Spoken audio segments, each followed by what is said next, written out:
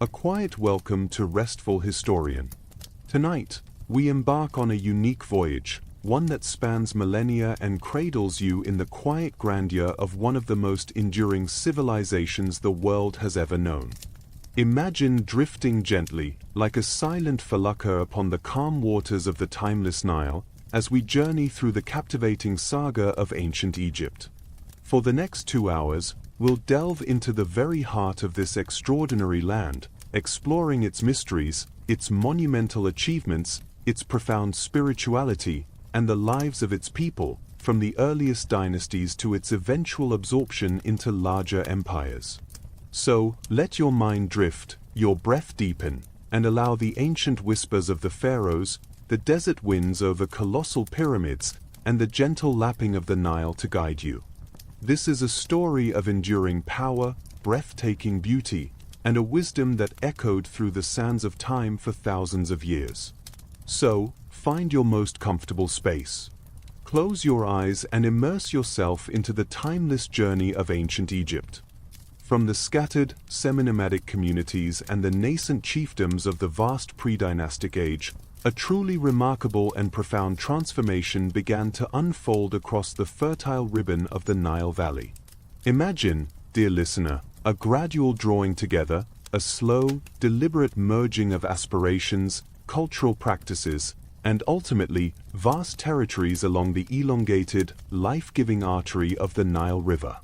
This was the pivotal era of unification, the foundational period that truly marks the birth of ancient Egypt as a cohesive, centralized, and immensely powerful civilization.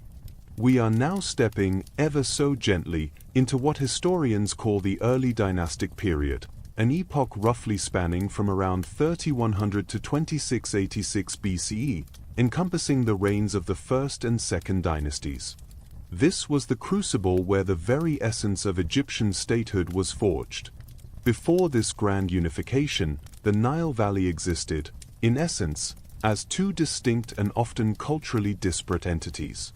To the south lay Upper Egypt, Tashemau, a land of rugged, dramatic beauty, characterized by its narrower valley hemmed in by towering cliffs, and its closer proximity to the resource-rich deserts to the east and west, as well as to the gold and trade routes of Nubia further south.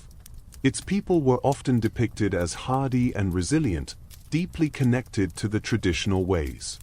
To the north stretched Lower Egypt, Tamu, the expansive, verdant delta region, a sprawling, watery labyrinth of marshes, channels, and fertile islands, opening wide to the Mediterranean Sea.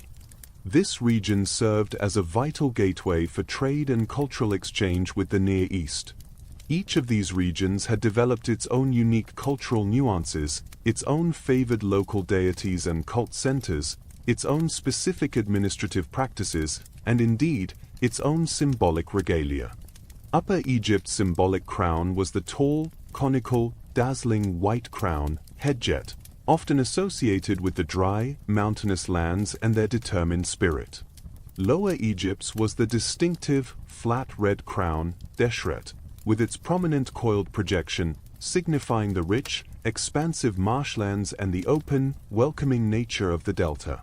The very notion of bringing these two geographically diverse, culturally distinct, and politically independent entities together under a single, unified rule was an undertaking of immense complexity, requiring not just military might, but also profound political vision and astute diplomacy. The story of this monumental unification is, as we noted, delicately shrouded in the mists of legend, tantalizing early historical accounts, and the precious fragments of archaeological discovery. However, a key, almost mythical figure often emerges from these shadows: Men's. While his exact identity remains a subject of fascinating scholarly debate, with leading theories proposing he was, in fact, Nama, whose magnificent palette from Hierakonpolis dramatically depicts scenes of conquest and triumph, or perhaps a composite figure representing several early unifiers who contributed to the process. The profound essence of his accomplishment resonates across millennia. It was a king, or a succession of powerful kings, originating from Upper Egypt, who, through a potent combination of decisive military campaigns, strategic dynastic intermarriage to solidify alliances, and astute diplomatic maneuvering, finally succeeded in bringing the two lands together under a single, overarching rule. Imagine the monumental significance of this act. A vast territory, stretching over 800 kilometers from the first cataract at Aswan to the Mediterranean Sea, finally united under one single crown, governed by one overarching legal system, and bound by one overriding national purpose. This was not merely a conquest, it was the meticulous and painstaking forging of a nascent national identity, a truly profound moment that laid the very bedrock for the grandeur, the stability, and the unparalleled cultural flourishing that was to come.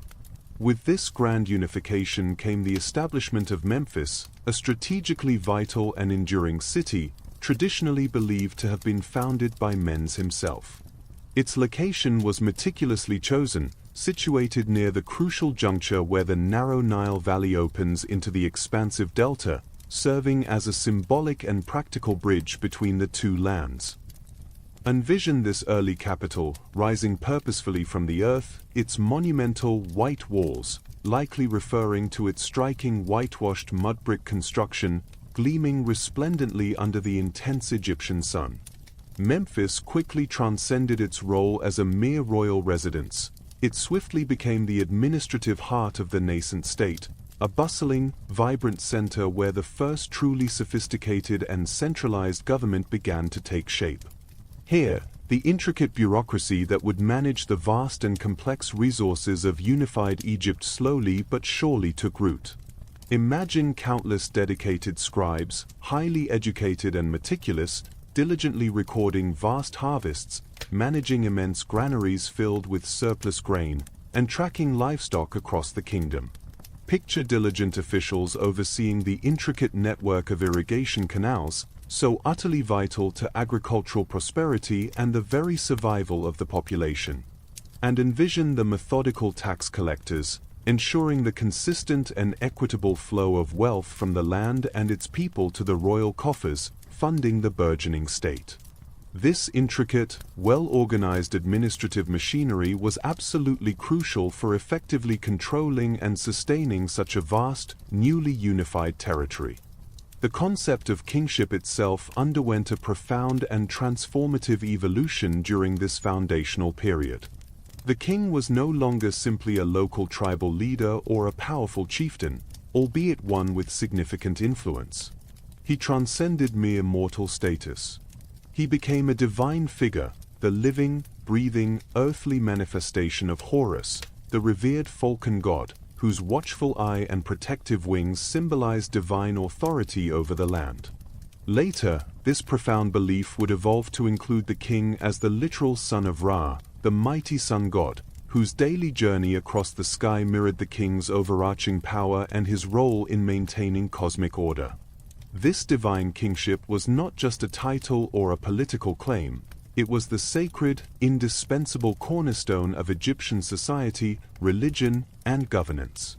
The king was the absolute mediator between humanity and the powerful pantheon of gods, the earthly embodiment responsible for maintaining Ma'at, that sacred cosmic order, balance, truth, and justice we touched upon earlier. His just rule, his ritualistic purity, and his very divine essence were believed to directly ensure the annual, life-giving flooding of the Nile, the bounteous fertility of the land, the successful defense against foreign enemies, and the overall prosperity and harmony of the entire populace. This profound belief imbued the king with immense, almost unchallenged authority and a sacred, inescapable duty, shaping every single aspect of governance, every nuance of religious practice, the very structure of societal hierarchy, and even the seemingly mundane details of the daily lives of his millions of subjects. His word was law, his presence was divine. To express this newfound, awe-inspiring power, and to give concrete form to the burgeoning belief in the king's eternal journey and his critical role in the afterlife, monumental architecture began to emerge, albeit in an embryonic form compared to the colossal pyramids that would define the subsequent era. While the truly colossal pyramids of the Old Kingdom were yet to be conceived, the early dynastic period saw the widespread construction of mastabas. These were distinct rectangular, flat-topped mud brick structures with gently sloping sides, serving as elaborate and increasingly complex tombs for the elite, including the kings themselves.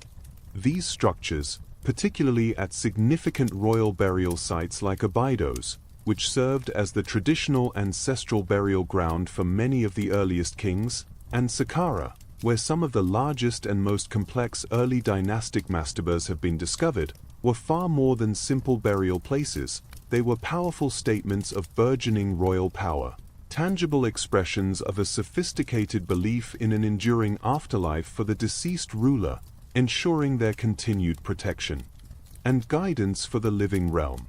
Within these early mastabas, the earliest forms of intricate tomb decoration began to appear, relief carvings and painted frescoes that were the essential precursors to the breathtaking artistry and symbolism of later periods. These early decorations often depicted vital scenes of daily life, agricultural activities essential for sustenance, meticulously arrayed offerings to the deceased for their journey, and preliminary visualizations of the perilous yet promising journey to the underworld, providing invaluable insights into their burgeoning cosmology and their hopes for eternity. The truly profound development of writing, specifically the intricate and profoundly significant hieroglyphic script, stands as another monumental achievement of this early era. Imagine early scribes, who were highly esteemed and often members of the elite, meticulously carving or painting these intricate symbols, detailed images of birds, animals, human figures, tools, and abstract forms, onto various surfaces. The hardened mud plaster of tomb walls, ceremonial palettes used for grinding cosmetics, like the Nama palette, early clay ceilings, and even the nascent forms of papyrus rolls. This was not merely a utilitarian system for recording mundane facts or administrative data, though it certainly served that purpose with great efficiency. It was considered a sacred art, a visual language imbued with divine power, a primary way to communicate directly with the gods, to preserve invaluable religious knowledge, to accurately record complex rituals, and most crucially, to immortalize the deeds, names, and lineage of kings and nobles, thereby ensuring their eternal memory and their passage into the afterlife. Hieroglyphs were used for critical administrative purposes, for documenting complex religious texts and incantations, and for grand monumental inscriptions on stone, allowing the Egyptians to precisely record their complex history, their deep spiritual beliefs, their evolving legal codes, and their meticulous economic accounts, thereby creating a written legacy that would endure for millennia and eventually be deciphered by future generations, unlocking their ancient world for us. Trade and diplomacy also began to expand significantly beyond the immediate, fertile borders of the Nile Valley during this period. Egyptian merchants and royal expeditions ventured forth with increasing regularity and ambition. They traded for essential timber, particularly the aromatic cedar from the verdant forests of Lebanon, which was indispensable for shipbuilding and monumental construction. They sought precious copper and lustrous turquoise from the rugged, resource-rich Sinai Peninsula, vital for tools, weapons, and jewelry. And they acquired exotic goods like fragrant incense, valuable ivory, and shimmering gold from Nubia to the south. This outward reach and the establishment of these early trade networks suggest a growing economic confidence and burgeoning political influence, demonstrating that Egypt was not merely a localized power but one beginning to assert itself regionally, laying the crucial groundwork for the vast trading networks and even the imperial ambitions that would characterize later, more famous periods. The very integration of these foreign, exotic goods into royal and elite burials further emphasizes their growing importance, both economically and symbolically. The establishment of fortified trading posts in the Sinai and Nubia points to a deliberate strategy of securing vital resources. The social structure also began to solidify. While still fluid compared to later periods, the division between ruler and ruled, between the divine king and his subjects, became increasingly pronounced. A small, educated elite of scribes, priests, and administrators emerged, serving as intermediaries between the king and the common people. The vast majority of the population remained agriculturalists, their lives intimately tied to the cycles of the Nile, but now they were part of a larger, unified political entity, subject to its laws and contributing to its grand projects. The early dynastic period, though often overshadowed by the more visually spectacular and universally recognized epochs that followed, was, in essence, the crucial crucible in which the fundamental, defining elements of Egyptian civilization were forged. It established a unified state with clearly defined borders, a divine monarchy imbued with almost limitless sacred authority, a sophisticated centralized administration capable of managing vast national resources and immense public works, the earliest forms of monumental architecture foreshadowing wonders to come, and a complex, enduring writing system that would preserve their thoughts and history. The quiet but potent revolutions of this period meticulously set the stage. The foundational bedrock was rigorously laid, for the astonishing grandeur, the unparalleled stability, and the breathtaking artistic and cultural efflorescence that would soon rise, majestically and eternally, from the timeless sands of Egypt. Let us now delve into the very heart of ancient Egypt's early, undeniable glory, an era that continues, even now, to define its enigmatic allure and enduring mystery in the minds of so many across the globe, the Old Kingdom.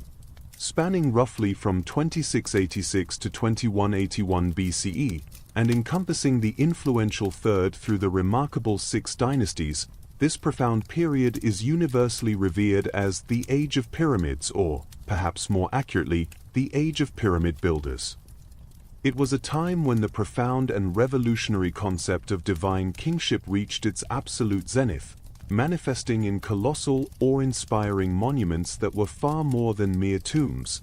They were intricate cosmic statements, tangible bridges painstakingly constructed between the fleeting mortal realm and the eternal, unchanging divine. Imagine, if you will, the serene and vast landscape of the Memphite necropolis, stretching westward from the bustling, vibrant capital of Memphis. Here, against the backdrop of the Golden Desert, the very first true monumental stone structures, conceived on a scale previously unimaginable, began their slow, majestic ascent, piercing the cerulean desert sky. Our profound journey into this age of giants, this era of unparalleled human endeavor, begins not with a smooth-sided pyramid, but with a towering, terraced structure, the iconic step pyramid of Djoser at Saqqara. This architectural marvel, commissioned by King Djoser of the Third Dynasty, a monarch of immense vision, was brilliantly conceived and brought to life by his extraordinary vizier and chief architect, the legendary Imhotep. This was, without exaggeration, a truly revolutionary feat, marking an unprecedented leap in architectural ambition and engineering capability. Prior to Imhotep's genius, royal tombs were typically simple mastabas, those rectangular, mud brick structures we previously discussed. Imhotep, however, with an ingenuity that seems to defy the very limits of the age, envisioned something entirely new. He conceived of stacking a series of 6 mastabas, one meticulously placed upon the other, gradually diminishing in size as they ascended, to create a colossal, multi-tiered staircase reaching majestically towards the heavens. Imagine the initial shock, the overwhelming sense of wonder, as this unprecedented structure, built entirely of finely cut stone blocks rather than perishable mud brick, reaching over 60 meters high, began its slow, deliberate rise from the desert floor, dwarfing anything that had ever been seen or imagined by human hands. It was not merely an architectural innovation, it was a profound theological statement. It was a tangible, colossal representation of the king's sacred ascent to the circumpolar stars, the imperishable ones, a symbolic staircase for his eternal journey to join the divine. This was far more than just a tomb complex. It was a vast, meticulously planned sacred precinct, an enormous mortuary temple on an unimaginable scale, complete with intricate courtyards, numerous chapels, and a labyrinthine network of underground passages and chambers, all meticulously designed to facilitate the king's eternal existence and ensure his continued worship by generations to come. It fundamentally transformed the very landscape of the Memphite region and revolutionized the understanding of what a king's eternal resting place and spiritual complex could and should be. Building upon Imhotep's groundbreaking innovations, the kings of the Fourth Dynasty truly perfected the pyramid form, pushing the boundaries of engineering and architectural ambition to astonishing new heights. This was the undisputed era of the true giants of pyramid building. Think of King Sneferu, a remarkable and often overlooked monarch whose reign saw intense experimentation and a rapid evolution in construction techniques. He commissioned not one, but an incredible 3 major pyramids, learning invaluable lessons from each monumental attempt. First, he began the pyramid at Meidum, which started as a step pyramid and was later ambitiously converted to a true, smooth-sided pyramid, though with somewhat limited long-term structural success. Then, he commissioned the truly magnificent bent pyramid at Dasha, a fascinating testament to complex engineering challenges and mid-construction adjustments, its unique angle changing dramatically partway up due to unforeseen stress points in the underlying rock. And finally, the splendid Red Pyramid, also at Dasha, stands as a triumph, considered by many to be the very first true, geometrically perfect, smooth-sided pyramid, a pure expression of geometric precision and advanced engineering. Imagine the sheer, overwhelming scale of the logistical challenge involved in these projects, meticulously quarrying immense blocks of limestone, some weighing many tons, from distant sites like Tura, transporting them over considerable distances across the Nile and through the desert, and then somehow, with only human ingenuity, massive labor forces, intricate systems of ramps, rollers, levers, and immense manpower, raising them into precise position. The level of organization required for such endeavors was absolutely staggering, a testament to the highly centralized and remarkably efficient administration that had been meticulously born and refined during the early dynastic period. But it is the names of Sneferu's direct successors that truly resonate most powerfully with the iconic image of the Old Kingdom, Khufu, Khafra, and Menkaure, whose monumental pyramids stand in timeless grandeur on the awe-inspiring Giza Plateau, eternal sentinels against the relentless desert winds and the passage of millennia. The Great Pyramid of Khufu is, of course, the largest and most famous, an astonishing feat of ancient engineering containing an estimated 2.3 million precisely cut blocks, each weighing, on average, several tons. Imagine the incredible dedication and coordinated effort of tens of thousands of skilled laborious, talented artisans, and meticulous overseers, working not as enslaved people, but as highly organized seasonal workers, often paid in food and beer, deeply proud to contribute to their divine king's eternal monument, believing firmly that their colossal work ensured the continued prosperity and cosmic stability of all Egypt. The almost unbelievable precision of its construction, its astonishing alignment with the cardinal points, its intricate internal passages and chambers, all speak to an advanced understanding of mathematics, astronomy, and engineering that still baffles modern minds. It was conceived as far more than just a burial place. It was a complex cosmic engine, meticulously designed to facilitate the king's sacred transformation into an immortal being, forever connected to the supreme sun god Ra. Surrounding these massive, central pyramids grew vast and intricate mortuary complexes, elegantly designed temples for the daily cult of the deceased king, long, processional causeways linking the valley temple, situated closer to the Nile, where the king's body would have arrived after purification rituals, to the pyramid temple, at the base of the pyramid itself, and smaller satellite pyramids for beloved queens. Rows of impressive mastabas for high-ranking nobles and officials who wished to be buried near their divine ruler, and often, meticulously constructed boat pits. One such pit at Giza famously yielded Khufu's remarkably preserved solar bark, a full-sized wooden vessel disassembled into pieces, carefully buried, and clearly intended to transport him on his eternal journey alongside the sun god in the afterlife. The entire landscape around these colossal structures was meticulously planned, a sacred geography reflecting the divine order and the king's central role within it. The religious beliefs of the Old Kingdom were profoundly intertwined with the royal funerary cult and the evolving cosmology. The king was the living embodiment of Horus, the sky god, protector of Egypt. Upon his death, he was believed to become Osiris, the benevolent lord of the underworld and god of rebirth, thus assuring the continuous cycle of life, death, and resurrection. The cult of the mighty sun god Ra rose to paramount importance during this period, particularly in the 5th dynasty. The king's journey to the afterlife was increasingly seen as an ascent to join Ra in his celestial bark, traversing the heavens daily, eternally regenerating. This period also saw the first widespread appearance of the pyramid texts, intricate hieroglyphic inscriptions meticulously carved onto the walls of the burial chambers and sarcophagi inside the pyramids of the 5th and 6th dynasties, notably those of Unas, Teti, Ppi, and Pp2. These were not simply spells. They were elaborate collections of profound incantations, hymns, ritual utterances, and divine pronouncements, specifically designed to ensure the deceased king's safe passage through the perilous underworld, his successful transfiguration into an ark, an effective, glorified spirit, and his ultimate, desired union with the powerful gods. Imagine the quiet, reverent voices of the lector priests, chanting these ancient words in the dim, cool stone chambers, ensuring the eternal well-being and cosmic purpose of their divine ruler.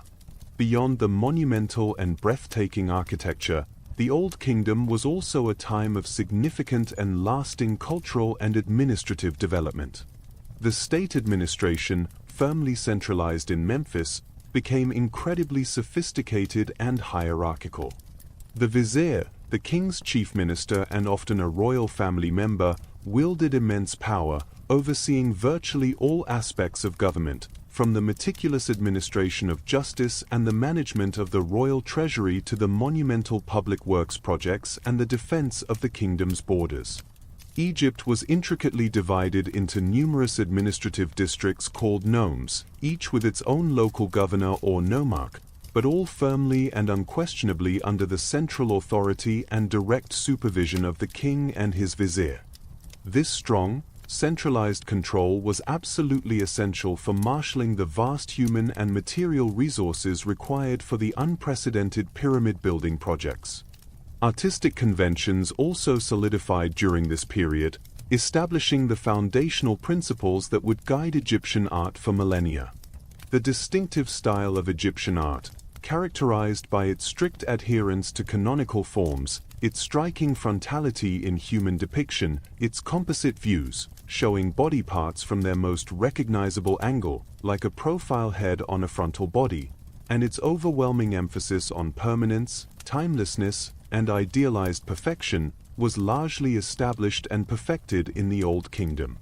Sculpture, relief carving, and painting all meticulously aimed to preserve the Ka, the vital life force, and Ba, the unique personality and mobility of the spirit of the deceased, and to depict an ideal, perfectly ordered world reflecting Ma'at. The serene, powerful statues of kings like Khafra, often carved from incredibly durable and difficult-to-work stones like diorite, embody this majestic aesthetic, flawlessly reflecting both human royalty and profound divine power. Scenes of daily life, agricultural abundance, and religious rituals also began to adorn tomb walls, intended to provide the deceased with everything they needed in the afterlife, ensuring their eternal comfort and prosperity. Towards the end of the 6th dynasty, however, subtle but significant cracks began to appear in this seemingly impregnable edifice of centralized power and divine absolutism.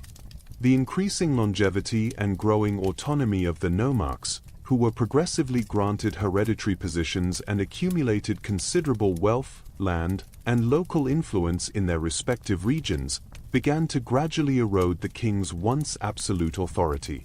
The immense, continuous cost of pyramid building, while a testament to royal power, also placed considerable and accumulating strain on the state's economy and resources. Furthermore, environmental factors, such as potentially lower or more erratic Nile floods over an extended period, might also have contributed to growing economic and social instability, directly challenging the king's perceived ability to maintain cosmic order and provide for his people. The concept of the king's divinity, while still revered, began to subtly shift, becoming less about his direct, physical manifestation of a god and more about his role as a sacred intermediary. But for centuries, for nearly half a millennium, the Old Kingdom stood as a shining beacon of unparalleled stability, immense prosperity, and astonishing human achievement. It was an age when the people of Egypt believed with unwavering conviction that their divine king ensured their rightful place in a perfectly ordered cosmos, and in return, they dedicated their collective might, their ingenuity, and their very lives to building eternal homes for him, monuments that would quite literally touch the sky and whisper timeless tales of a golden age across the millennia, forever anchoring their civilization in the celestial realm. As the grand curtain gently, gracefully falls on the era of the magnificent Old Kingdom, an epoch defined by its unprecedented centralization of power and its monumental, sky-piercing constructions, a new and markedly different chapter slowly, yet inevitably, begins to unfold in the annals of Egyptian history. This next phase is one that often comes as a profound surprise, even a contradiction, after such a display of concentrated, seemingly immutable power.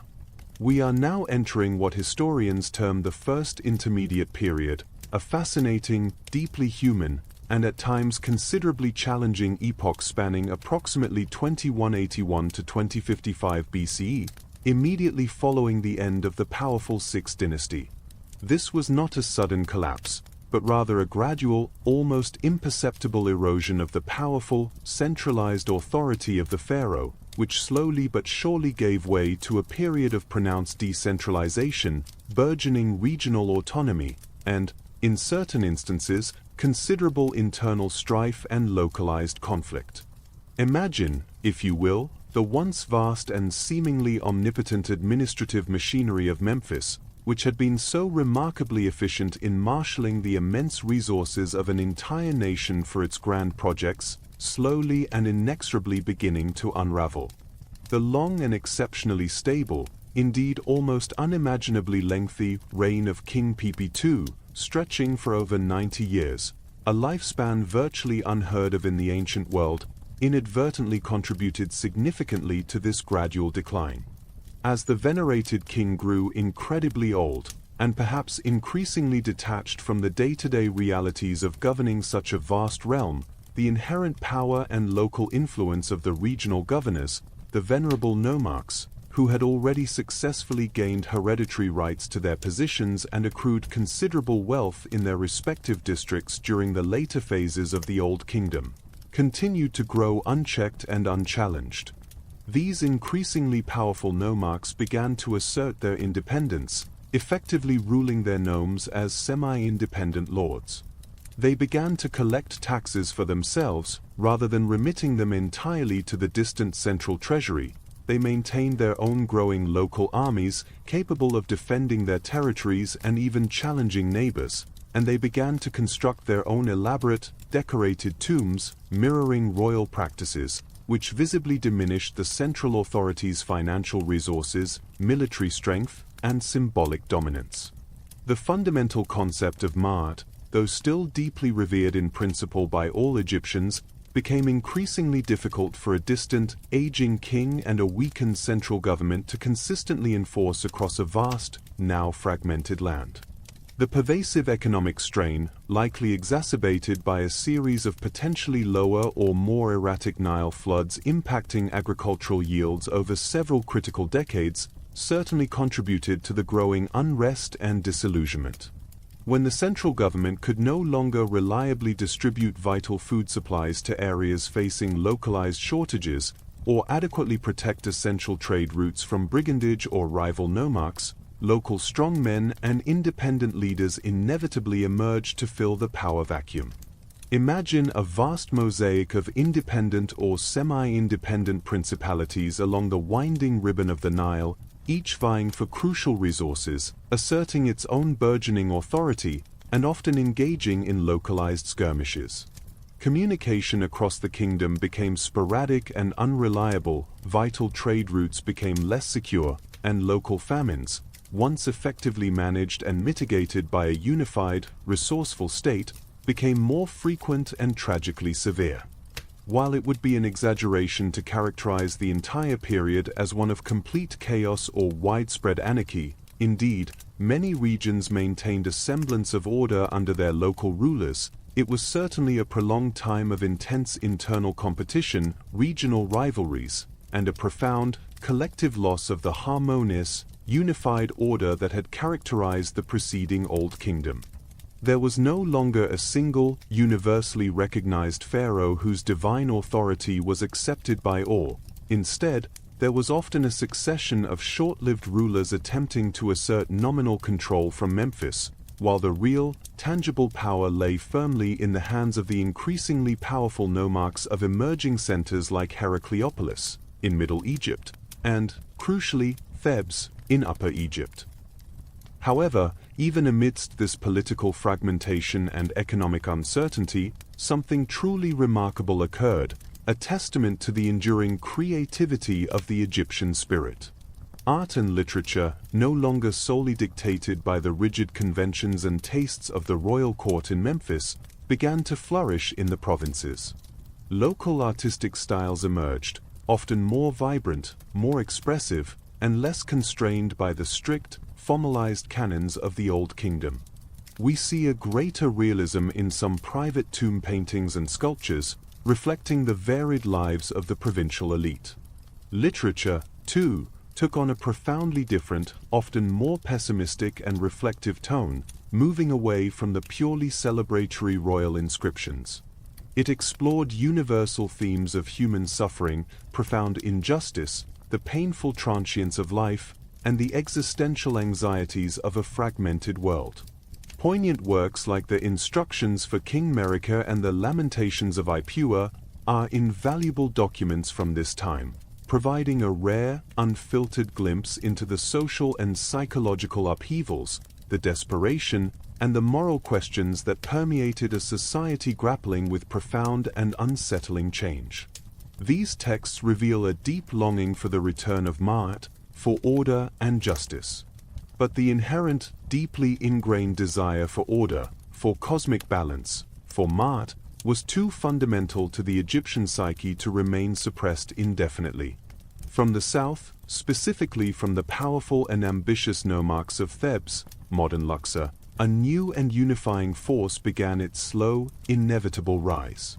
These capable and determined rulers, recognizing the dire need for a unified Egypt to restore prosperity and stability, gradually began to consolidate their power, first over the entirety of Upper Egypt, and then slowly, methodically pushing northwards, asserting their authority over the rival kingdoms in Middle Egypt. This long, often arduous process of reunification, spanning decades of sporadic conflict with rival northern rulers from Heracleopolis, finally culminated with the decisive victories of Mentuhotep II of the 11th dynasty. After several generations of struggle, Mentuhotep II ultimately triumphed, reuniting the revered two lands under a single, strong crown once more, around 2055 BCE. This monumental achievement, a testament to his military acumen and political will, truly heralded the magnificent dawn of the Middle Kingdom. The Middle Kingdom, a period of profound cultural renaissance, renewed political consolidation, and remarkable refinement, gracefully spans from approximately 2055 to 1650 BCE, encompassing the 11th and the particularly formidable 12th dynasties. If the Old Kingdom was primarily about awe-inspiring displays of raw power and unyielding divine absolutism, the Middle Kingdom was characterized by its resilience in the face of adversity, its sophisticated refinement of existing ideas, and a deeper, more personal exploration of piety and ethical kingship.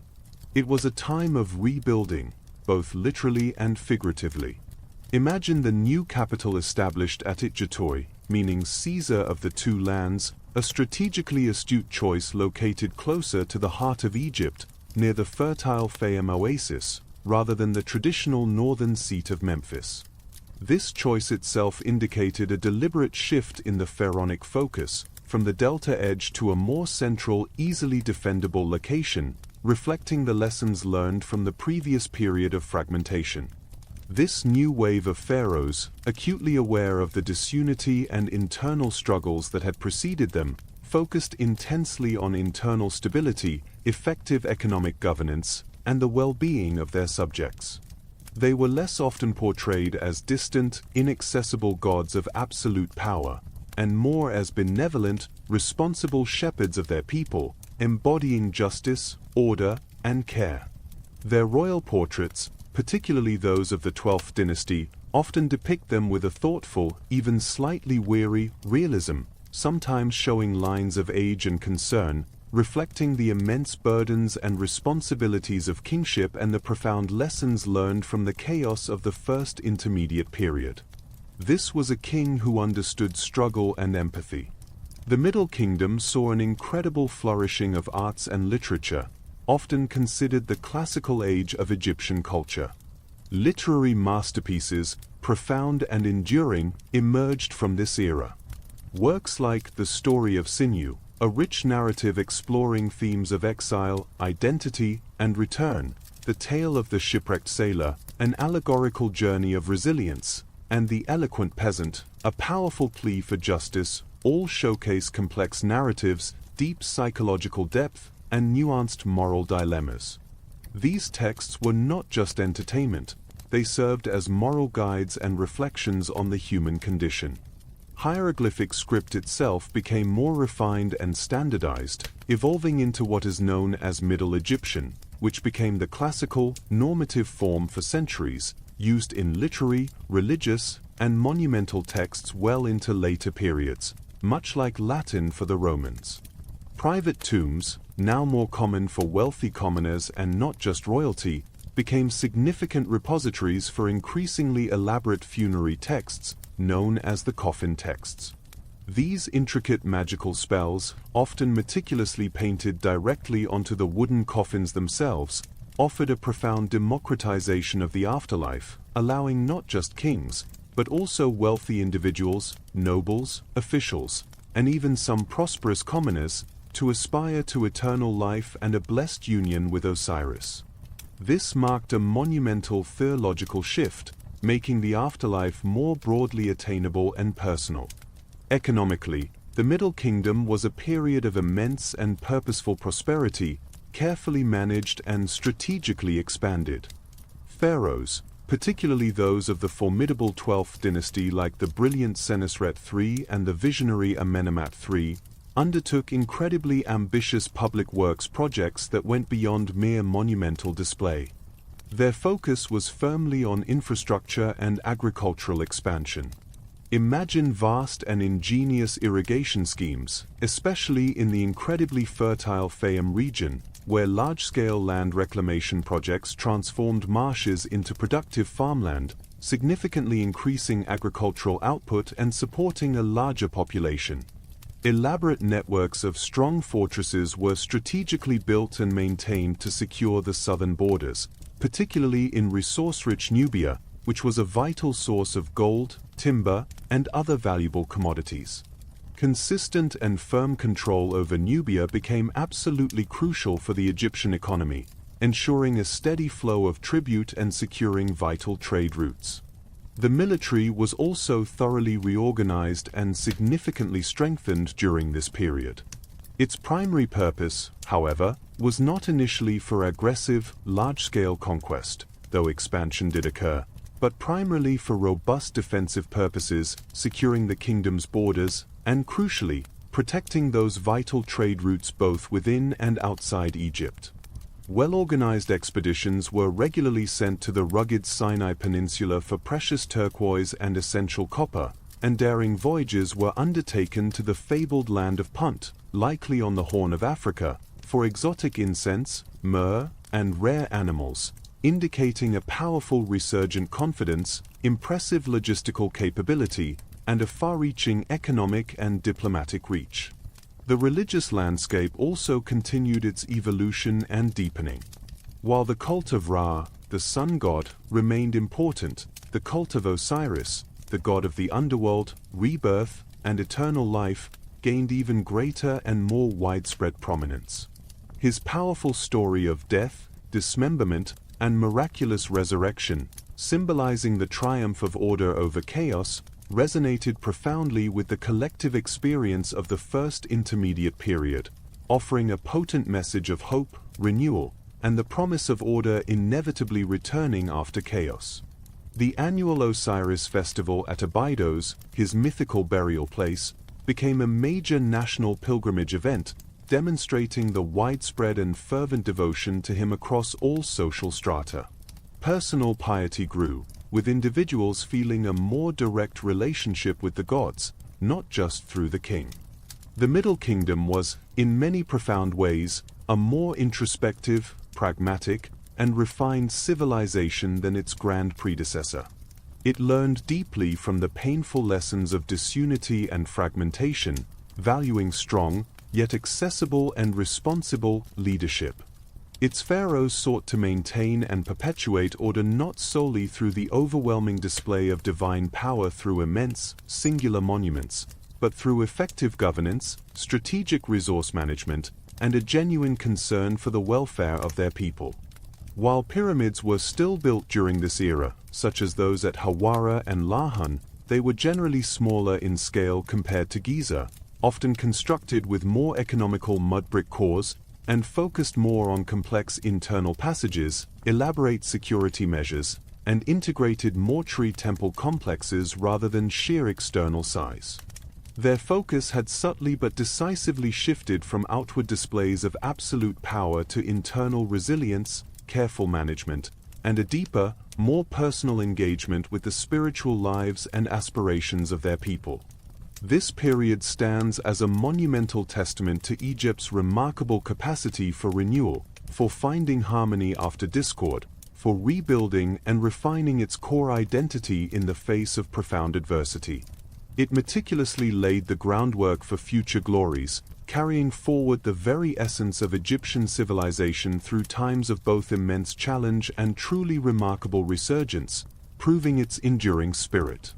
As we gently transition from the refined strength and renewed internal focus of the Middle Kingdom, we now prepare to enter a period of both profound challenge and, ultimately, unparalleled glory and imperial splendor. The period immediately following the Middle Kingdom's decline is known as the Second Intermediate Period, a fascinating yet often turbulent era spanning from approximately 1650 to 1550 BCE.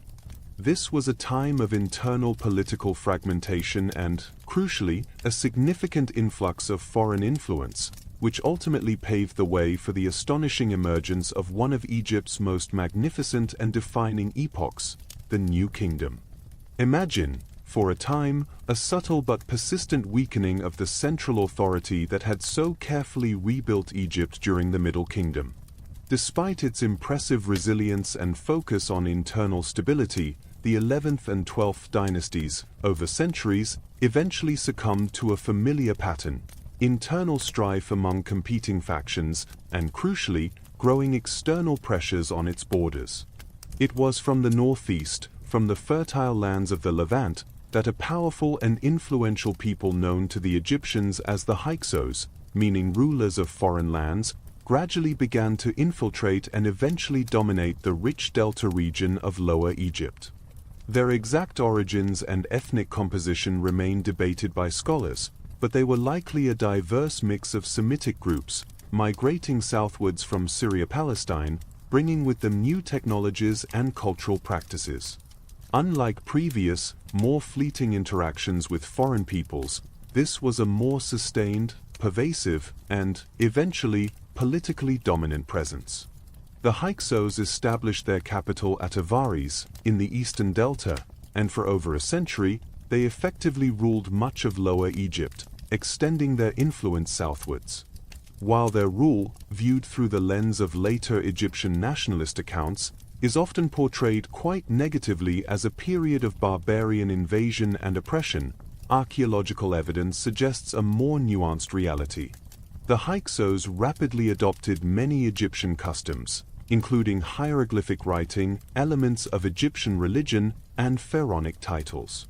Crucially, they also introduced revolutionary new military technologies to Egypt: the powerful composite bow, capable of greater range and penetrative force, the swift and fearsome horse-drawn chariot, which transformed warfare, and significantly improved metalworking techniques, particularly in bronze, leading to stronger weapons and tools. These innovations, initially a source of their strength, would later be adapted and wielded by the Egyptians themselves, transforming their military might.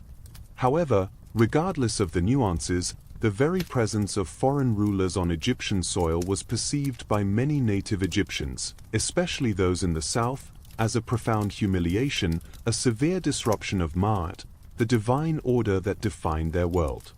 From the far south, once again, specifically from the resilient and increasingly powerful Theban dynasty in Upper Egypt, a new force for liberation and reunification began to rise. The kings of the late 17th dynasty, such as the valiant Seqenenre-Dao, who bravely fell in battle against the Hyksos, and his determined successor Kamose, initiated a slow, arduous, but ultimately successful war of liberation against the Hyksos. Their campaigns pushed northward, reclaiming territory and challenging Hyksos' dominance. It was, however, Ahmose I, the younger brother of Kamose, who finally delivered the decisive blow. After a prolonged siege, Ahmose I successfully drove the Hyksos out of Egypt entirely, pursuing them into southern Palestine, and triumphantly reuniting the two lands under a single, powerful crown once more, around 1550 BCE. This monumental victory not only ended foreign rule but also signaled the glorious dawn of the New Kingdom. The New Kingdom, spanning an impressive 5 centuries from approximately 1550 to 1070 BCE, and encompassing the 18th, 19th, and 20th dynasties, is universally considered by many to be Egypt's absolute golden age. It was a time of unprecedented prosperity, ambitious imperial expansion, and astonishing artistic and architectural brilliance that left an indelible mark on the landscape. The painful, humbling experience of the Second Intermediate Period had profoundly shaped the New Kingdom's strategic outlook. The pharaohs were fiercely determined to prevent any future foreign domination. Thus, they systematically built up a powerful, professional army, equipped with the very new technologies learned from the Hyksos, but now wielded with superior organization and strategic prowess. With this formidable military, they embarked on a vigorous policy of aggressive expansion, establishing Egypt as the preeminent major imperial power in the ancient Near East. Imagine the vast, disciplined armies of pharaohs like the formidable Thutmose III, often revered as the Napoleon of Egypt for his military genius, campaigning extensively across the Levant. He led no fewer than 17 successful military campaigns, pushing Egypt's imperial borders as far north as Syria and the Euphrates River, forging an empire of unprecedented scale for Egypt. Envision the immense wealth, the veritable torrent of riches, flowing back into Egypt from its newly conquered territories in Nubia to the south and the Levant to the northeast. Vast quantities of glittering gold, gleaming silver, precious stones like lapis lazuli and turquoise, essential timber, and a rich array of exotic goods, animals, and agricultural produce. This unparalleled influx of wealth fueled a building boom on a scale that dwarfed even the Old Kingdom. Thebes, now the undisputed religious and political capital, was transformed into a truly magnificent city, adorned with colossal temples like the awe-inspiring Karnak Temple Complex and the majestic Luxor Temple, primarily dedicated to the powerful Theban triad of Amun, his consort Mut, and their son Khonsu. The pharaohs of the New Kingdom were among the most famous, dynamic, and powerful in all of Egyptian history. Among them was the remarkable Hatshepsut, a pioneering female pharaoh who, breaking centuries of patriarchal tradition, ruled with full kingly powers for over 20 prosperous years. She focused less on military conquest and more on trade, sending expeditions to the fabled land of Punt and on monumental building projects, including her breathtakingly beautiful terraced mortuary temple at Deir el-Bori, a harmonious blend of nature and architecture. Then came the revolutionary Akhenaten, a pharaoh who briefly attempted to replace the entire traditional, polytheistic religion of Egypt with the monotheistic worship of a single, universal god, the Aten, represented by the sun disk. This radical, tumultuous period, known as the Amarna period, was a profound departure from millennia of tradition, and we will dedicate our next segment to its fascinating details. His successor, the young Tutankhamun, is famous not primarily for his deeds during his short reign, but for the incredible, virtually untouched treasures discovered in his tomb by Howard Carter, giving us an unparalleled glimpse into the opulent artistic and material culture of the royal court at the height of the New Kingdom. And, of course, the colossal figure of Ramesses II, known as Ramesses the Great. He was a long-lived and incredibly prolific builder, erecting monuments and temples throughout the length and breadth of Egypt, from Abu Simbel in the south to Pyramesses in the north. He also famously fought major, epic battles against the mighty Hittites, a rival imperial power in the north, at the Battle of Kadesh, eventually signing the world's first known peace treaty with them. The art of the New Kingdom is characterized by its overwhelming sense of grandeur, its vibrant colors, and its powerful, often propagandistic, depictions of royal power, military triumph, and profound religious devotion.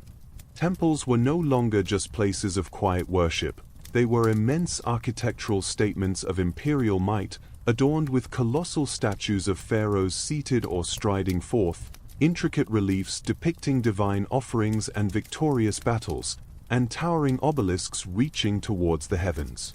The Valley of the Kings, on the west bank of Thebes, became the exclusive royal burial ground, its hidden, rock-cut tombs intricately decorated and filled with unimaginable treasures intended to accompany the pharaohs on their perilous yet promising journey to the afterlife, ensuring their eternal sustenance and divine status. Religion in the New Kingdom was utterly dominated by the cult of Amun, the local god of Thebes, who merged with the venerable sun god Ra to become Amun-Ra, the undisputed king of the gods and the patron deity of the victorious 18th dynasty. The priesthood of Amun at Karnak grew astronomically powerful, accumulating vast landholdings, immense wealth, and considerable political influence, at times rivaling the pharaoh himself. The enduring belief in the afterlife remained central, but it evolved, becoming more complex and democratized. Elaborate funerary rituals, intricate tomb decorations, and the widespread use of the Book of the Dead, a collection of magical spells, hymns, and prayers designed to guide the deceased through the treacherous challenges of the underworld and ensure their passage to eternal bliss in the field of reeds, became increasingly popular and accessible to a wider segment of the wealthy population, not just royalty. The New Kingdom was also a time of immense cultural exchange and cosmopolitanism. Egyptian influence in art, architecture, and administration spread throughout the Near East and Nubia, shaping the cultures of neighboring states. In turn, Egypt itself was influenced by foreign ideas, artistic styles, and technologies, leading to a rich cross-pollination. Foreign envoys and merchants were common in Egyptian cities, and Egyptian goods were found far afield. This was truly a cosmopolitan age, a time when Egypt stood proudly at the undisputed center of the known world, a beacon of civilization, wealth, and power. However, even this prolonged golden age eventually began its slow, inevitable decline.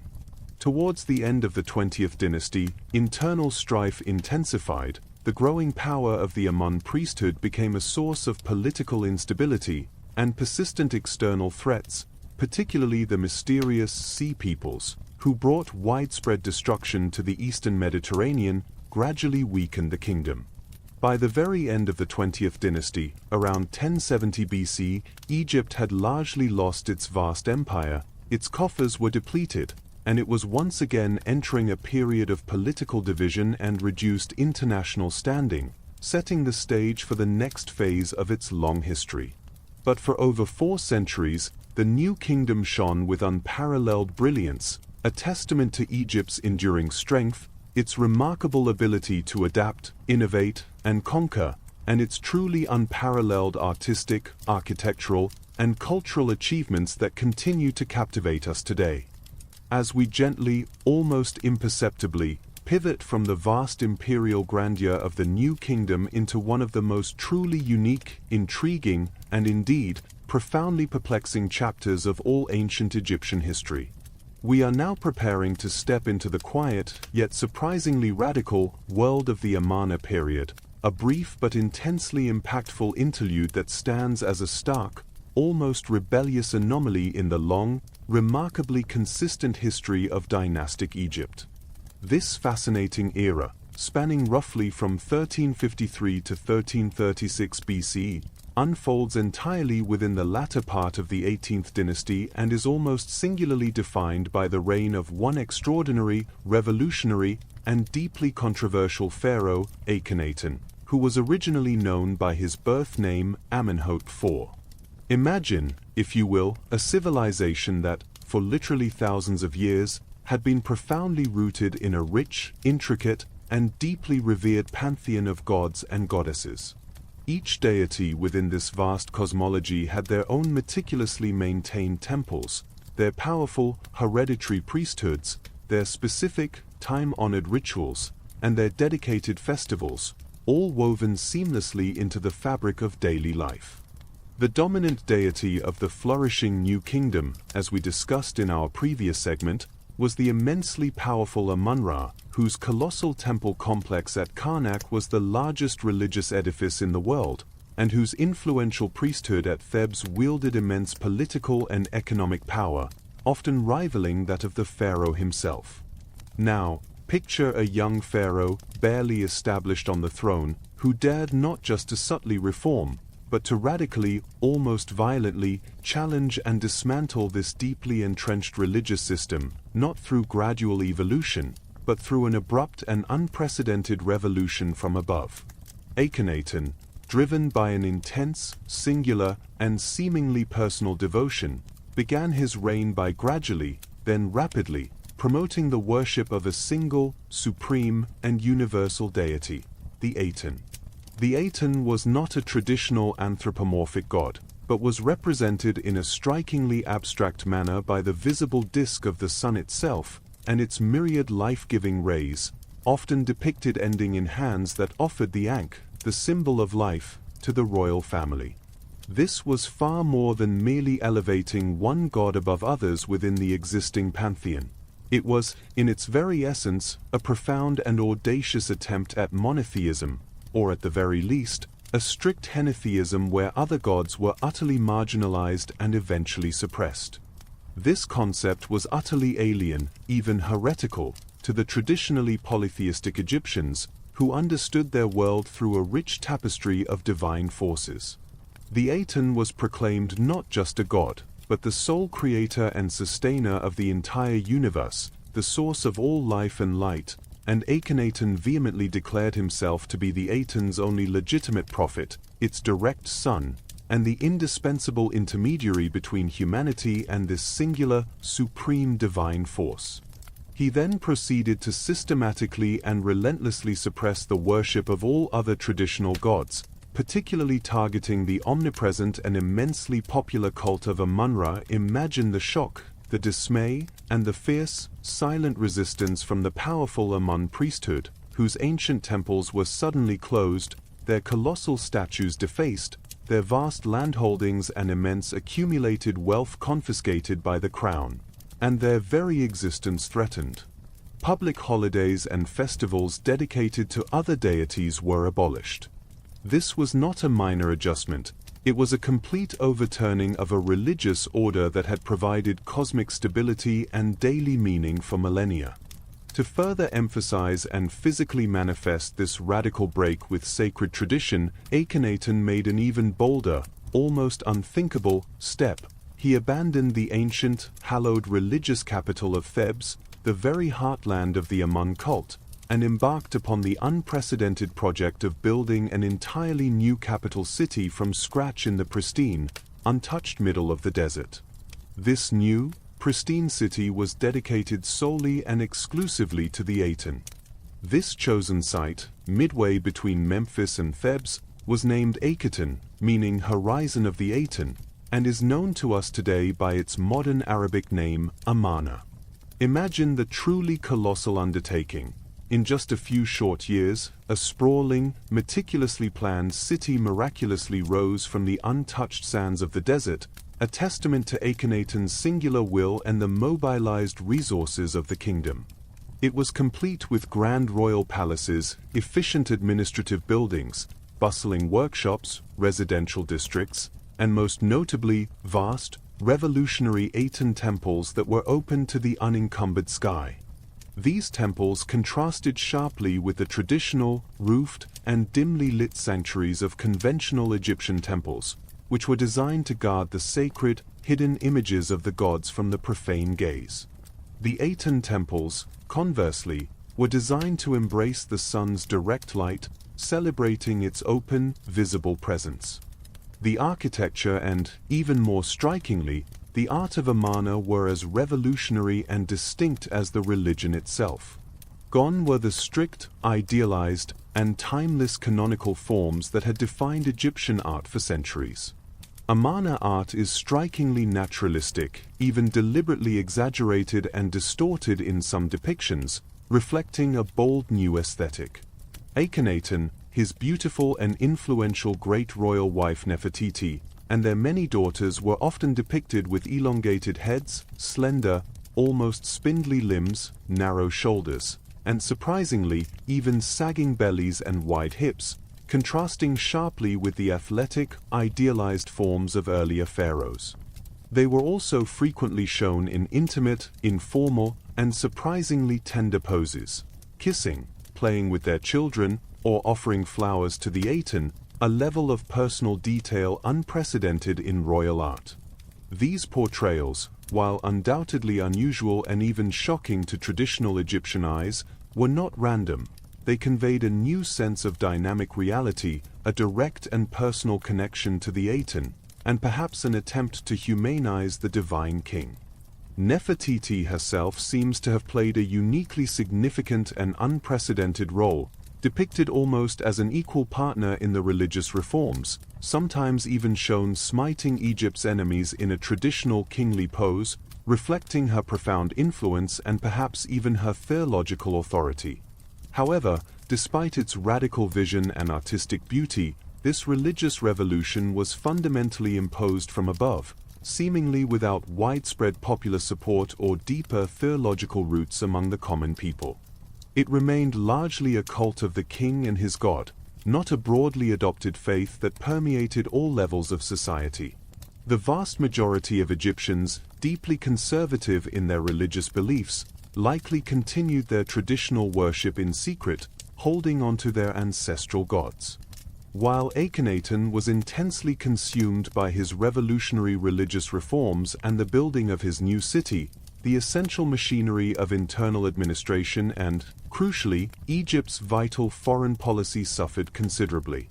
Correspondence from this period, known as the Amarna letters, discovered later in the ruins of Akheton, provides a fascinating and often desperate glimpse into this neglect. These cuneiform tablets contain urgent pleas for aid, support, and attention from Egyptian vassals and allies in the Near East, many of whom felt abandoned and vulnerable due to the pharaoh's apparent disinterest in international affairs. Egypt's once formidable imperial influence in the Levant began to wane, and its control over client states weakened. Akhenaten's extraordinary reign lasted only about 17 years. Upon his mysterious death, his radical religious revolution was swiftly, comprehensively, and decisively undone.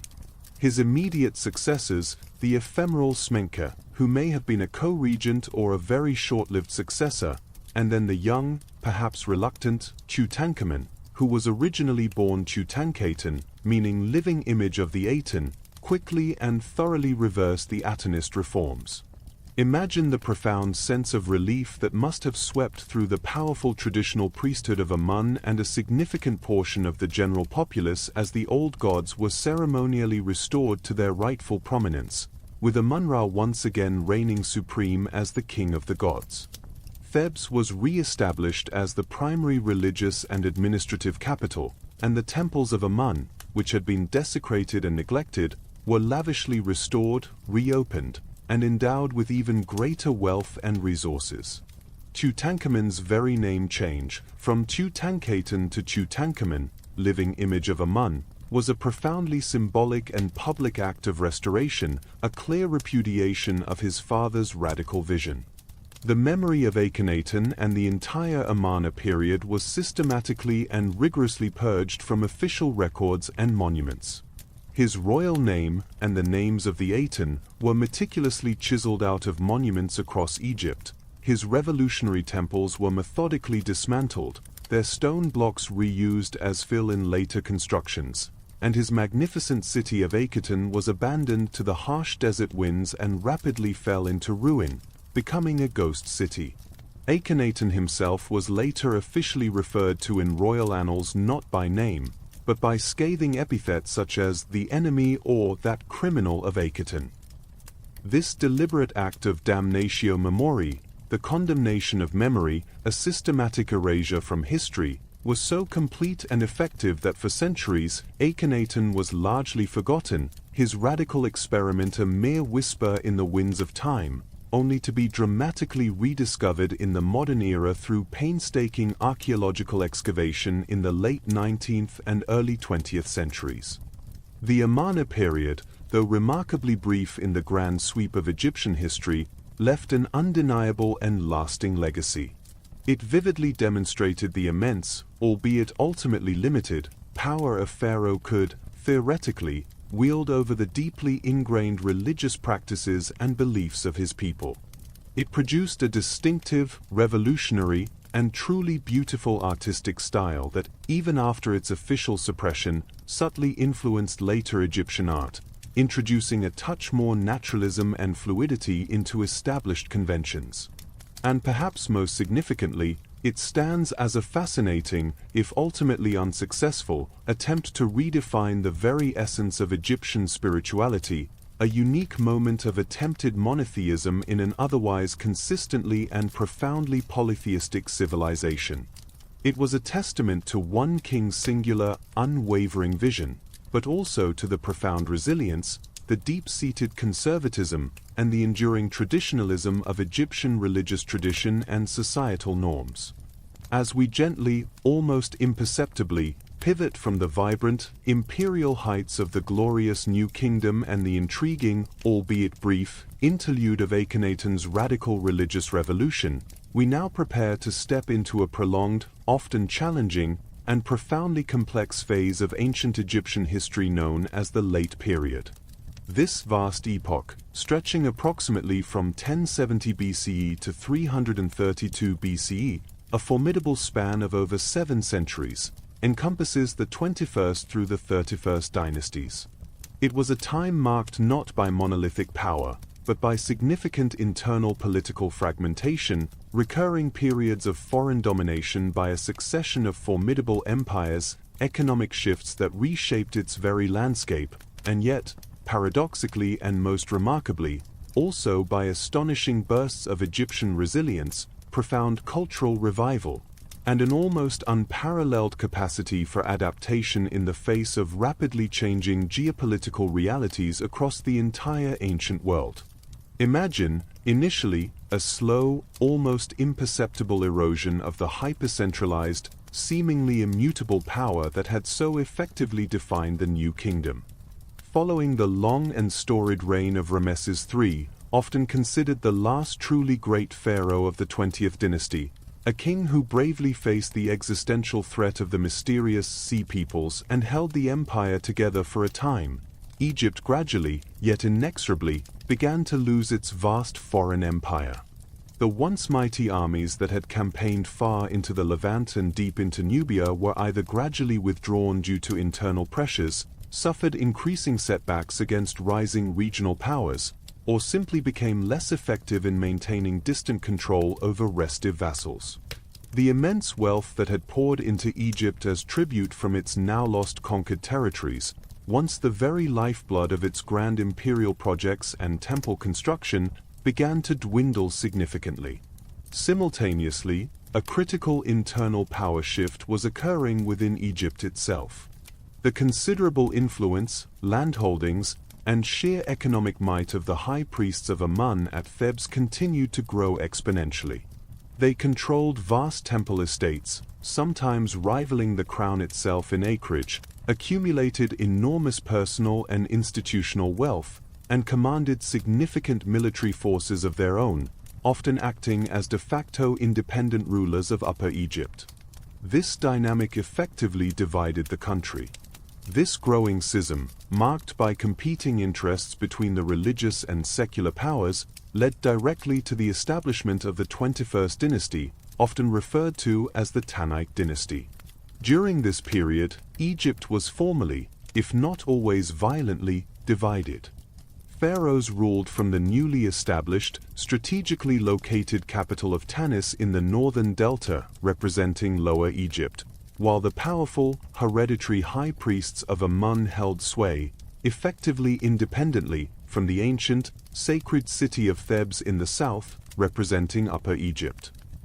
While they maintained a facade of nominal unity, sometimes engaging in diplomatic marriages to forge dynastic connections, it was fundamentally a state of inherent political disunity, lacking the single, unifying vision, the absolute authority, and the centralized control that had been the hallmark of earlier, more prosperous monarchies. This period saw a shift in royal burial practices, with pharaohs now interred within the enclosure walls of their new capital at Tanis, a stark contrast to the hidden tombs of the Valley of the Kings. This internal fragmentation, however, paradoxically also opened the doors for new external influences, new challenges, and a complex, constantly shifting tapestry of foreign interactions. From the south, in Nubia, the ancient kingdom of Kush, located in modern-day Sudan, a region with a long history of cultural exchange and occasional conflict with Egypt, a powerful, vibrant, and increasingly Egyptianized state began to rise, centered around its capital cities of Napata and later Meroe.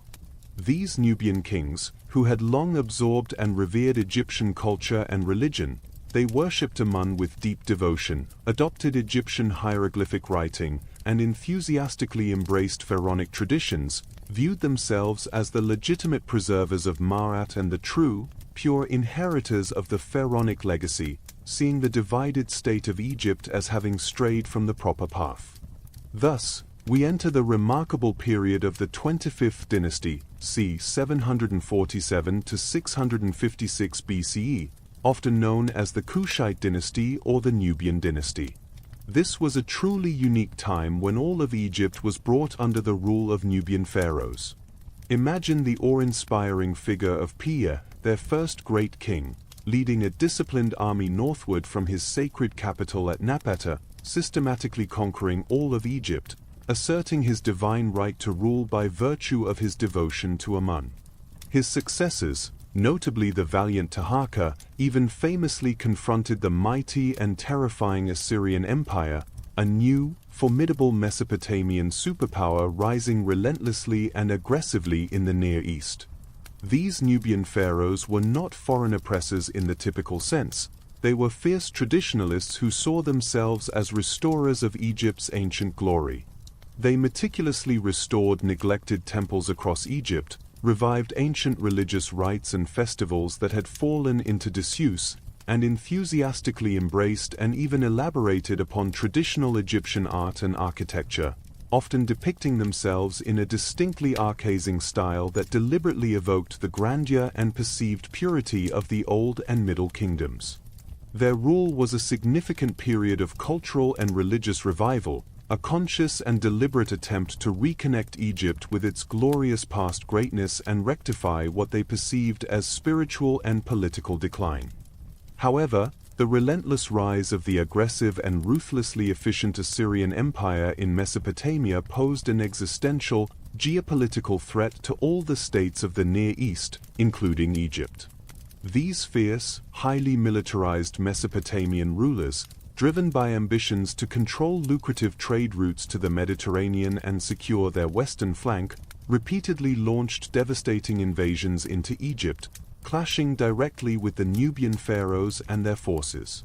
Imagine the brutal clash of vastly different military doctrines and technologies: Assyrian iron weaponry, massed, disciplined infantry, and brutal siege tactics, including the systematic destruction of cities, burning of temples, and mass deportation of populations, against Egyptian bronze weaponry, chariots, and traditional warfare. The Nubian pharaohs, despite their courage, their deep faith, and initial spirited resistance, were eventually pushed out of Egypt entirely by the sheer military might, overwhelming numbers, and superior logistics of the Assyrian war machine.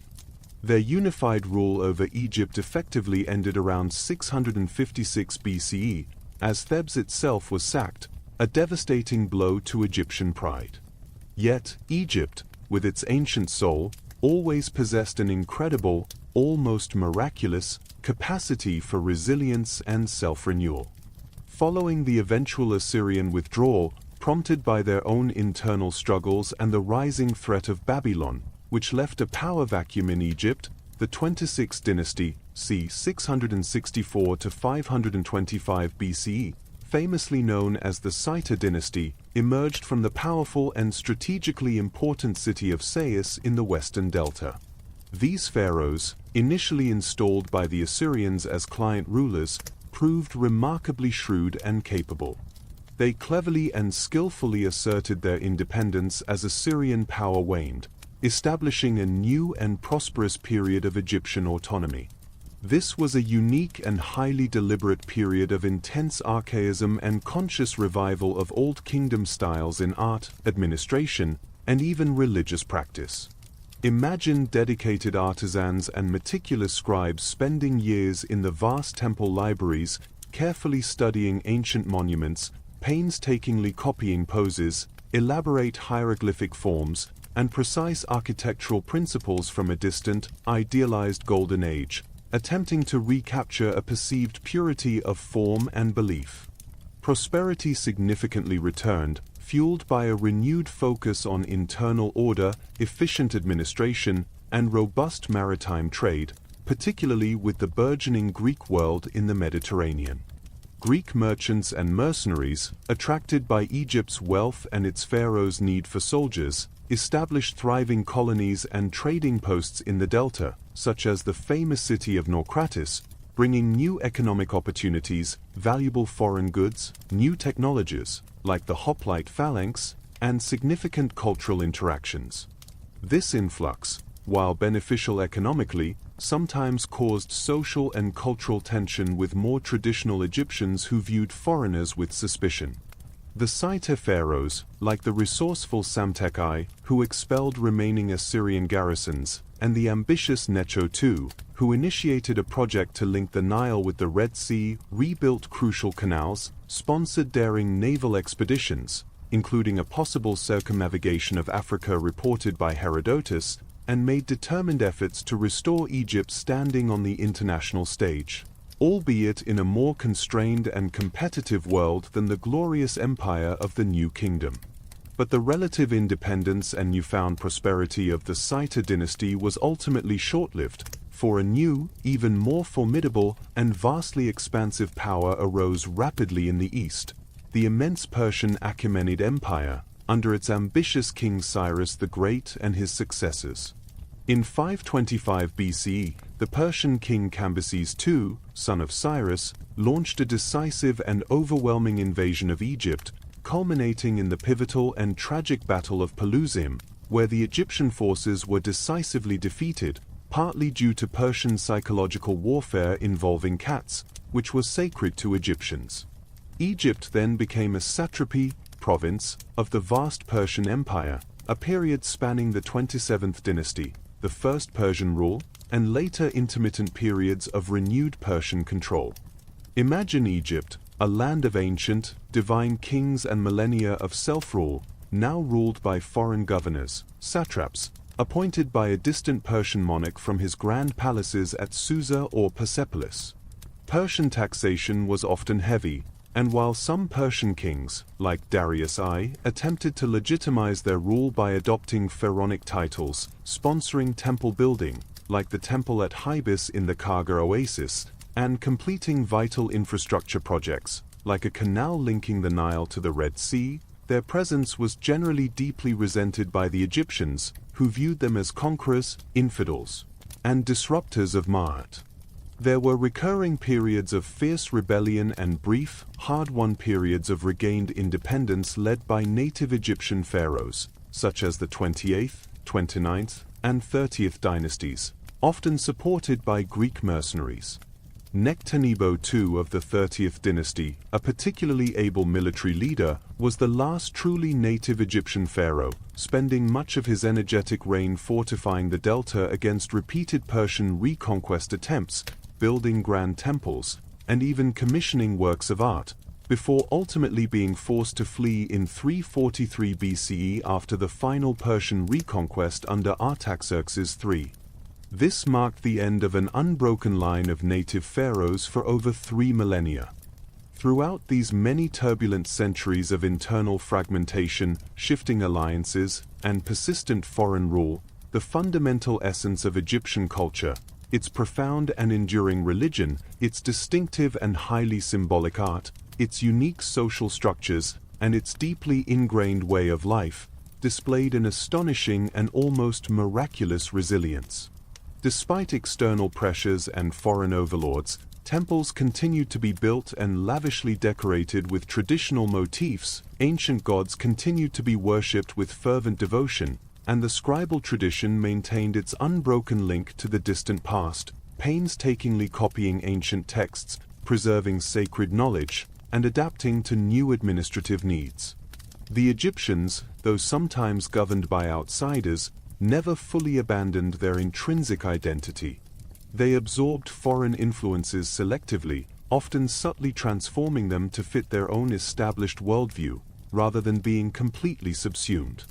The focus in art and religion during this period often turned towards a more intense, personal piety, perhaps as a means of individual connection in an uncertain world. The widespread veneration of sacred animals, such as cats dedicated to Bastet, ibises to Thoth, and crocodiles to Sobek, became increasingly popular and widespread, culminating in vast animal necropolises. This served as a deeply comforting way to preserve traditional beliefs and express national identity in a rapidly changing and often alien world. The late period, therefore, is far more than simply a narrative of decline or continuous foreign subjugation. It is a profound testament to the extraordinary endurance, the deep cultural roots, and the remarkable adaptability of Egyptian civilization. It vividly illustrates how one of the oldest and most traditional societies in the world grappled with the significant loss of its former sovereignty, adapted to the complex realities of successive foreign rules, and ingeniously found myriad ways to preserve its unique identity, its spiritual core, and its precious cultural heritage, patiently waiting for an opportunity to reassert its independent glory. It was a long, complex, and often challenging twilight, stretching for over 7 centuries, before the dramatic dawn of a new, and ultimately final, chapter of pharaonic rule, shaped by yet another, vastly different, foreign power from the West. As the long, complex twilight of the late period finally draws to a close, and the last native Egyptian pharaohs fade into the annals of history, a new, utterly transformative chapter begins for the timeless land of the Nile. This is the dawn of the Ptolemaic period, a fascinating epoch spanning from 332 BCE to 30 BC, a time when Egypt, though no longer ruled by its native sons, would experience an extraordinary cultural fusion, a resurgence of wealth, and a final, magnificent flourish of pharaonic grandeur. albeit under foreign kings. Imagine, if you will, the year 332 BCE. A young, brilliant, and utterly ambitious conqueror from Macedon, Alexander the Great, sweeps across the ancient world, dismantling the vast Persian Empire that had held Egypt in its grasp. Unlike previous invaders, Alexander was not seen as an oppressor by the Egyptians, rather, he was welcomed as a liberator from Persian rule. Upon his arrival, he journeyed to the ancient oracle of Amun at Siwa Oasis, where he was remarkably proclaimed a divine son of Amun, a legitimizing act that resonated deeply with Egyptian traditions of divine kingship. He laid the foundations for a magnificent new capital city on the Mediterranean coast, strategically chosen for its access to both the Nile and the sea, Alexandria. Imagine this nascent city rising, planned with astonishing foresight, destined to become one of the greatest intellectual and economic centers of the ancient world. Upon Alexander's sudden and unexpected death in 323 BC, his vast empire was divided among his generals, the Diadochi. Egypt fell to Ptolemy Isota, one of Alexander's most trusted companions. Ptolemy, a brilliant administrator and military strategist, quickly established his own dynasty, the Ptolemaic dynasty, which would rule Egypt for nearly 3 centuries. He solidified his rule, defended Egypt from rival generals, and fundamentally laid the groundwork for a new, prosperous era. He adopted the title of Pharaoh, depicting himself and his successors on temple walls in traditional Egyptian garb, making offerings to Egyptian gods, meticulously following established protocol to legitimize their rule in the eyes of the native population. Imagine a unique blend of 2 mighty cultures, Greek intellect, organization, and ambition meeting ancient Egyptian spiritual depth, monumental artistry, and deep-seated traditions. The Ptolemies ruled as foreign kings, yet they governed Egypt as a pharaonic state. Their capital, Alexandria, became the undisputed jewel of the Hellenistic world. Envision its legendary lighthouse, Pharaohs, one of the 7 wonders of the ancient world, its towering beacon guiding ships from across the Mediterranean. Picture the magnificent library of Alexandria, a veritable beacon of knowledge, housing hundreds of thousands, perhaps even 1 million, scrolls from across the known world, attracting the greatest scholars, poets, and scientists of the age. This was a place where Euclidean geometry was codified, where Eratosthenes calculated the Earth's circumference, and where medical knowledge flourished. The Mausian Museum was not merely a collection of artifacts, but a vibrant research institution, a true center of intellectual inquiry.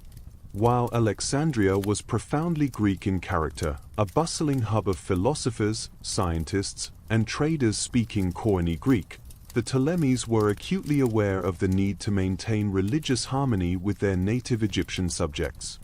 They strategically invested in existing Egyptian temples, built lavish new ones, and meticulously participated in traditional religious festivals. Imagine the grand construction of new temples at places like Edfu and Dendra, dedicated to Horus and Atho respectively. These temples, though built late in Egyptian history, adhered strictly to traditional Egyptian architectural and artistic conventions, preserving the sacred language of hieroglyphs and depicting the Ptolemaic rulers as legitimate pharaohs, performing ancient rites. This deliberate patronage was a clever act of political legitimation, ensuring the support of the powerful Egyptian priesthood and the general populace. A fascinating cultural fusion emerged from this dual identity. The Ptolemies sought to create a bridging deity, appealing to both Greek and Egyptian sensibilities, Serapis. Imagine this new god, a syncretic blend of Egyptian Osiris and Apis with Greek Zeus and Hades, depicted as a bearded Greek man with an Egyptian bull's head, worshipped in a newly built Serapeum in Alexandria. This was just one example of the creative ways cultures mingled. The Greek language became the language of administration, philosophy, and high culture, while Demotic, a cursive form of Egyptian, remained the language of daily life for the native population, and hieroglyphic continued to be used for religious and monumental inscriptions. This linguistic duality would later be key to unlocking ancient Egyptian history with the discovery of the Rosetta Stone. Economically, Ptolemaic Egypt became incredibly wealthy. Its fertile land produced enormous surpluses of grain, which was exported across the Mediterranean, making Egypt the breadbasket of the Hellenistic world. The Ptolemies established a highly centralized and efficient, albeit often exploitative, economic system, controlling everything from agriculture and trade to banking and taxation. Imagine a vast bureaucracy meticulously recording every harvest, every transaction, funneling immense wealth into the royal coffers. This allowed them to fund their ambitious building projects, maintain a powerful navy, and engage in international diplomacy. However, despite its outward prosperity and cultural brilliance, the Ptolemaic dynasty faced increasing internal challenges and external pressures. The later Ptolemies, marked by internal dynastic struggles, assassinations, and increasing Roman intervention, became less effective rulers. The inherent divide between the Greek ruling elite and the native Egyptian population, though often managed through religious patronage, periodically flared into rebellion. The vast wealth of Egypt also made it a coveted prize for the rising power of Rome.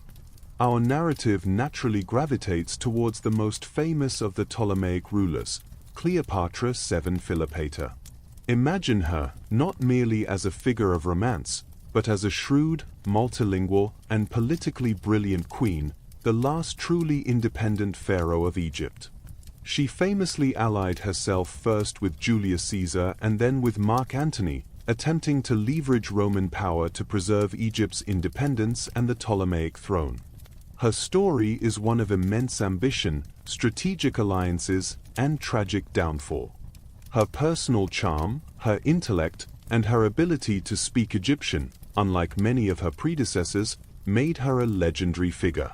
Ultimately, her defeat alongside Mark Antony at the Battle of Actium in 31 BCE by Octavian, later Emperor Augustus, sealed Egypt's fate. With Cleopatra's death by suicide in 30 BCE, the nearly 3,000-year reign of the pharaohs came to an official, dramatic end. Egypt was absorbed directly into the vast Roman Empire, becoming a vital imperial province. The Ptolemaic period represents a magnificent, if bittersweet, epilogue to ancient Egyptian self-rule. It was a time when the world's most ancient civilization met the vibrant energies of the Hellenistic age, resulting in a unique cultural synthesis, immense intellectual achievement, and a final, majestic blossoming of monumental architecture. Even under foreign kings, the spirit of pharaonic Egypt continued to shine brightly, albeit for the last time, before its absorption into an even larger empire.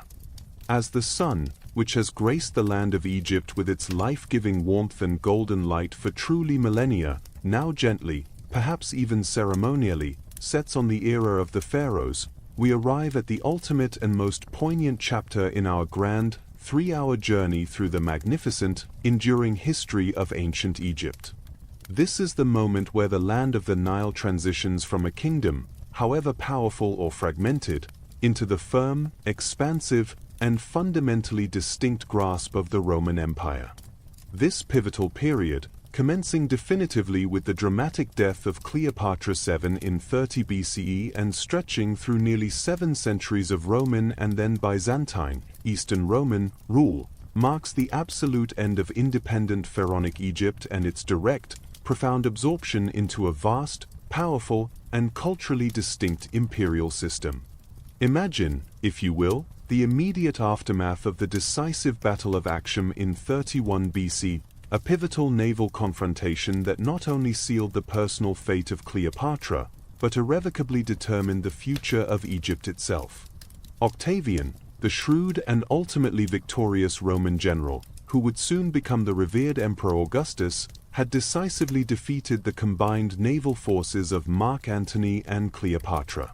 With no viable heir to rally around, no political alternative to pursue, and possessing an unyielding pride that scorned the humiliation of being paraded as a captive in Rome's triumphant processions, Cleopatra, the last truly independent pharaoh, chose to end her own life in 30 BCE. Her dramatic, iconic suicide, by asp or poison, marked the final, poignant curtain call for over 3 millennia of pharaonic rule, an unbroken, often divine lineage that had stretched from the legendary Mens, who united the two lands, to this last, brilliant, and tragic Ptolemaic queen. Egypt, once the powerful heart of the Hellenistic world and a beacon of ancient civilization, became, almost overnight, a mere province, albeit a crucial one, the vital breadbasket of the burgeoning and insatiable Roman Empire. Under Roman rule, Egypt was not treated as a typical province within the vast imperial system. Rather, it held a unique and highly sensitive status. It became a personal domain of the Roman emperor himself. Imagine the Roman emperor, miles away in distant Rome, directly controlling every aspect of the land of the Nile. This extraordinary arrangement was largely implemented to secure Egypt's immense and utterly reliable grain supplies, which were absolutely essential for feeding the vast and often restive urban populace of Rome itself, preventing riots and maintaining imperial stability.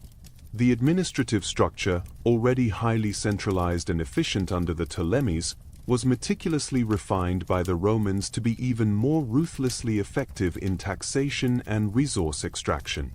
Roman prefects, the governors of Egypt, were appointed directly by the emperor, and were often men of equestrian rank, specifically chosen for their loyalty and administrative acumen rather than senators. This reflected Rome's profound and deeply ingrained distrust of allowing any powerful, potentially ambitious senatorial figure to independently control such a vital economic resource and strategic region. Imagine endless, meticulously inscribed columns of papyri, detailing every aspect of the economy, every harvest, every transaction, every tax collected, all flowing ultimately, in an unbroken line, to the imperial coffers in Rome. While Rome benefited immensely and unapologetically from Egypt's unparalleled agricultural bounty and its strategic position, its approach to existing Egyptian culture and religion was, by and large, utilitarian and pragmatic, rather than one of active integration or profound respect. Unlike the earlier Ptolemies, who had actively embraced and strategically integrated into Egyptian religious traditions to legitimize their rule, the Romans generally showed far less direct interest in adopting or participating deeply in pharaonic customs for their own spiritual benefit. Roman emperors, though occasionally depicted as traditional pharaohs on temple walls and stelae, a mere formality, largely for the benefit of the native population and to maintain a semblance of continuity, generally preferred to assert their authority through familiar imperial Roman iconography and their own pantheon. However, the great temples of Edfu, Dendera, Esna, and Philae, which had been under construction for centuries under the Ptolemies, were meticulously completed under Roman patronage. These later constructions often featured relief carvings depicting Roman emperors, such as Augustus, Tiberius, and Trajan, making traditional offerings to Egyptian gods, meticulously following prescribed ancient rites. This deliberate patronage was less about genuine Roman piety towards Egyptian gods and more about maintaining existing religious structures, ensuring social stability, pacifying the powerful Egyptian priesthood, and avoiding native unrest. However, the enduring, profound power of Egyptian religion and culture continued to assert itself, often in fascinating and unexpected ways, spreading far beyond the Nile Valley. The mystery cults of Egyptian deities, particularly the universally adored Isis and the syncretic Serapis, gained immense and widespread popularity throughout the Roman Empire, from the deserts of North Africa to the farthest reaches of Britannia. Imagine Roman soldiers, weary merchants, and even aristocratic citizens across the vast Mediterranean embracing the spiritual mysteries of Isis, with her promise of personal salvation, rebirth, and eternal life, her cult spreading from its origins in Egypt to major urban centers like Rome, the Greek cities, and even the frontier outposts of the empire. This pervasive appeal was a powerful testament to the profound spiritual resonance and enduring universality of Egyptian beliefs, capable of captivating hearts and minds far beyond its geographical borders. Life for the average native Egyptian under Roman rule was often considerably harsher than in previous periods. Taxation was notoriously heavy, and the rigid social hierarchy of Roman Egypt placed Greeks and Romans at the absolute apex, followed by the Alexandrian Jewish community, and then the vast majority of the native Egyptians at the bottom.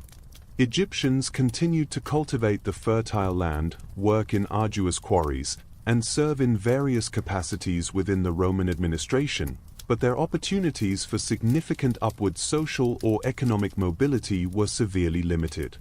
Legal and administrative documents from this period, preserved on countless papyrus fragments unearthed from the dry sands, paint a vivid and remarkably detailed picture of ordinary life, revealing contracts, petitions, letters from soldiers, and personal correspondences, showing the often challenging day-to-day realities of a people living under persistent, distant foreign rule, but also their continued resilience and dedication to family and community. Artistically, Roman Egypt witnessed a truly fascinating continuation, synthesis, and transformation. The unique tradition of mummy portraits, particularly those exquisitely rendered examples from the Fayum region, flourished with remarkable vitality during this time. Imagine striking, lifelike, painted portraits of the deceased, executed in a distinctively Greco-Roman artistic style, with realistic facial features and shading, yet meticulously attached directly to the wrappings of the mummified body itself, creating a compelling hybrid that combined the ancient Egyptian funerary practices with Roman portraiture. These beautiful, often haunting images offer us a direct, intimate gaze into the faces of countless individuals from Roman Egypt, reflecting the profound and enduring cultural synthesis of the era.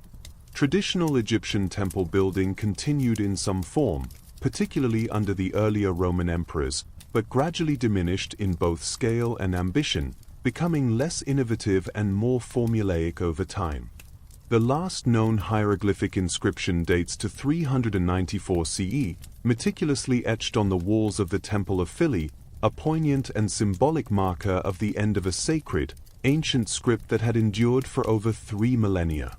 As the mighty Roman Empire itself evolved and eventually split, so too did Egypt's place within its shifting dominion. With the gradual, then rapid, rise of Christianity across the empire, the ancient polytheistic religions of Egypt faced a new, even more formidable ideological challenge.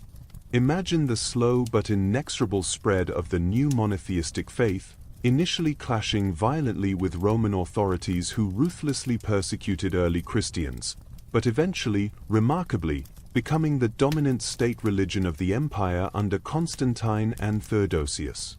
Egyptian Christianity, known as Coptic Christianity, developed its own unique liturgical traditions, its distinctive art, and most importantly, monasticism flourished intensely in the ascetic solitude of the Egyptian desert, profoundly influencing Christian practice worldwide.